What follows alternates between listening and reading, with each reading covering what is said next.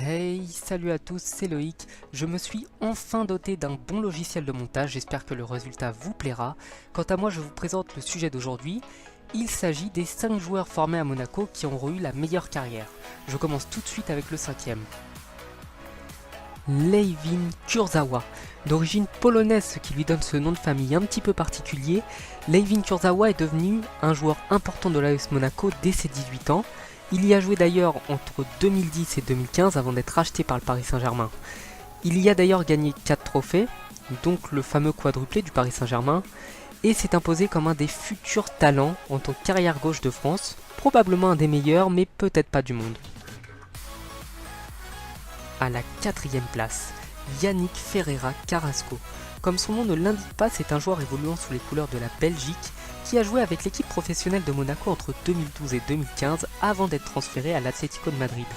Il y a d'ailleurs explosé et a porté son équipe jusqu'à la finale de la Ligue des Champions avec Antoine Griezmann, qu'il a malheureusement perdu bien qu'ayant été le premier buteur de la finale de la Ligue des Champions contre le Real de Madrid.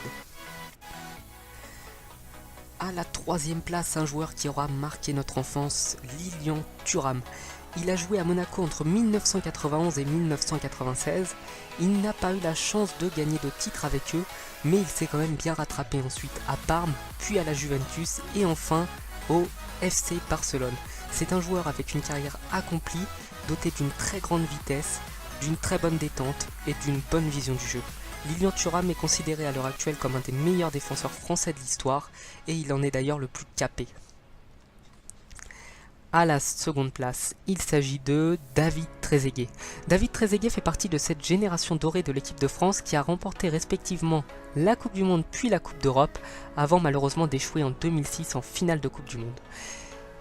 Ceci étant, il a remporté avec Monaco 2 championnats de France et beaucoup de trophées avec le Juventus de Turin et n'a pas abandonné son club lorsqu'ils ont été relégués en 2ème division italienne et les a même aidés à revenir.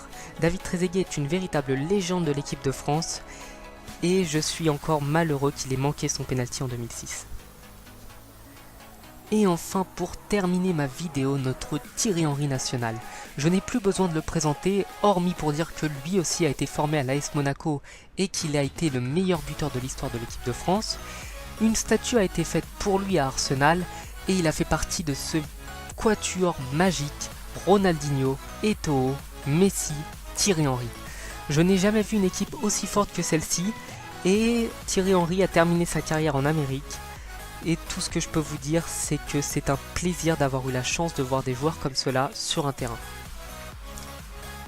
Et bien voilà, si la vidéo vous a plu, vous pouvez l'aimer, la partager, ou même, pourquoi pas, pour ne rien manquer, vous abonner ici, ou peut-être ici, je ne sais pas comment cela fonctionne sur votre appareil.